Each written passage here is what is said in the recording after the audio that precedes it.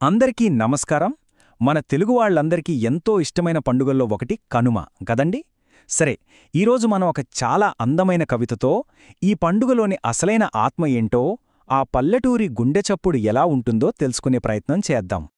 అసలు ఈ కవిత మొదలవ్వడమే ఒక అద్భుతమైన ప్రశ్నతో మొదలవుతుంది. ఏంటంటే, కలం పట్టుకొని పల్లె అందాల్ని వర్ణించడం సాధ్యమేనా? మరి కనుమ పండుగలో కనిపించే ఆ దృశ్యాలన్నింటినీ మన కళ్లలో బంధించగలమా? అంటే చూడండి, ఆ ఫీలింగ్ని, ఆ సారాంశాన్ని పట్టుకోవడం ఎంత కష్టమో. ఈ ప్రశ్న మనల్ని ఆలోచనలో పడేస్తుంది.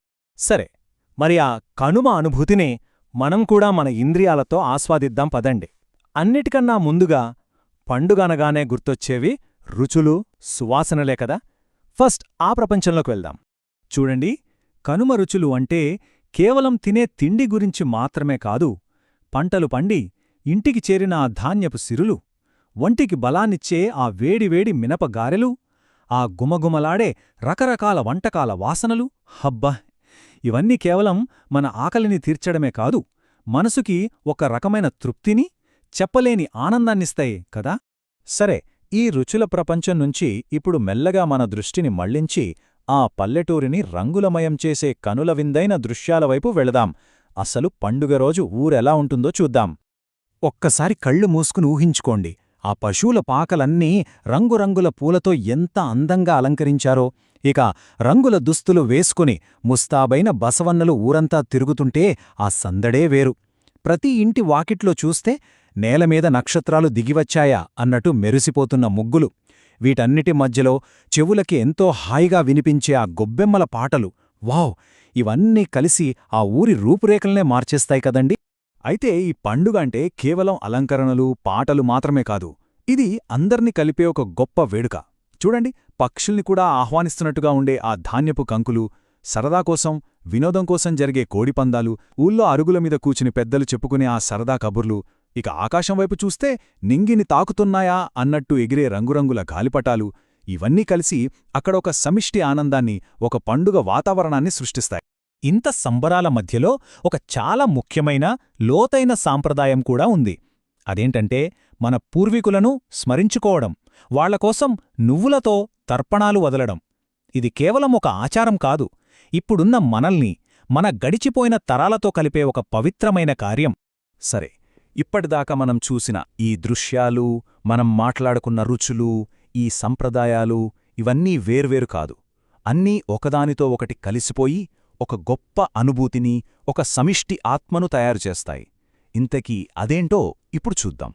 ఈ రుచులు, ఈ అలంకరణలు, ఈ సంప్రదాయాలు, ఈ సంతోషాలు, ఇవన్నీ అన్నీ కలిసిపోయే ఆ పండుగే మన పల్లె ప్రాణమైన కనుమ. అవును, ఇదే అసలైన విషయం. కనుమ అంటే ఏదో ఒకరోజు వచ్చే పండుగ కాదు. అది ఆ ఊరి జీవనాడి, ఆ సమాజం యొక్క సమిష్టి ఆత్మలాంటిది.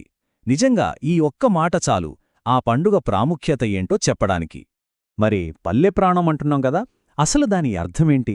ఈ కనుమ పండుగ మనకి ఎలాంటి వరాలిస్తుంది, అది మనకు ఎలాంటి ఆశీర్వాదాలు పంచుతుందో ఇప్పుడు కొంచెం వివరంగా చూద్దాం. ఒక్కసారి గమనిస్తే ఈ పండుగ మన జీవితంలోని ప్రతి అంశాన్ని పాజిటివ్గా ఎలా టచ్ చేస్తుందో చూడండి. మొదట అపారమైన ఆనందాన్ని పంచుతుంది. దానివల్ల కుటుంబ బంధాలు ఇంకా బలపడతాయి, మంచి ఆరోగ్యాన్నిస్తుంది. ఆ తర్వాత సిరి సంపదలొస్తాయి, జీవితంలో సుఖాలు పెరుగుతాయి. ఇక ఫైనల్గా వీటన్నిటి ఫలితంగా మనసు నిండా ఎప్పటికీ నిలిచిపోయే సంతోషం. చూసారా, ఇవన్నీ కలిస్తే ఇదొక సంపూర్ణమైన ఆశీర్వాదం కదా. అంటే ఈ పండుగ స్ఫూర్తి అనేది కేవలం ఆ ఒక్క రోజు సంబరాలకే ఆగిపోదు. అది ప్రతి ఒక్కరి ఇంటికి ఒక గొప్ప ఆశీర్వాదాన్ని అందిస్తుంది. ప్రతి ఇల్లు కూడా సిరి సంపదలతో కళకళలాడుతూ అందరూ క్షేమంగా ఉండాలని మనస్ఫూర్తిగా కోరుకుంటుంది. నిజంగా ఎంత గొప్ప ఆకాంక్ష గదండి ఇది. ప్రతి ఇల్లు కొత్త ధాన్యంతో, పాడి పుష్వులతో నిండిపోవాలి. ప్రతి ఒక్కరూ ఆయురారోగ్యాలతో వర్ధిల్లాలి, అందరూ సుఖ సంతోషాలతో ఉండాలి అని కోరుకోవడమే అదే ఈ పండుగ అసలైన స్ఫూర్తి. ఇక కవిత చివరికి వచ్చేసరికి ఒక చాలా శక్తివంతమైన ప్రార్థనతో ముగుస్తుంది.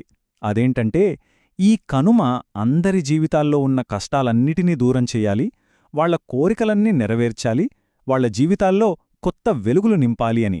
ఇంతకంటే ఒక అందమైన ముగింపు ఇంకేముంటుంది చెప్పండి. సరే, ఈ మొత్తం విశ్లేషణను మనం ఒకే ఒక ప్రశ్నతో ముగిద్దాం. కనుమ పండుగలాంటి మన సాంప్రదాయాలు ఇవి కేవలం సరదాగా చేసుకునే వేడుకలు మాత్రమేనా?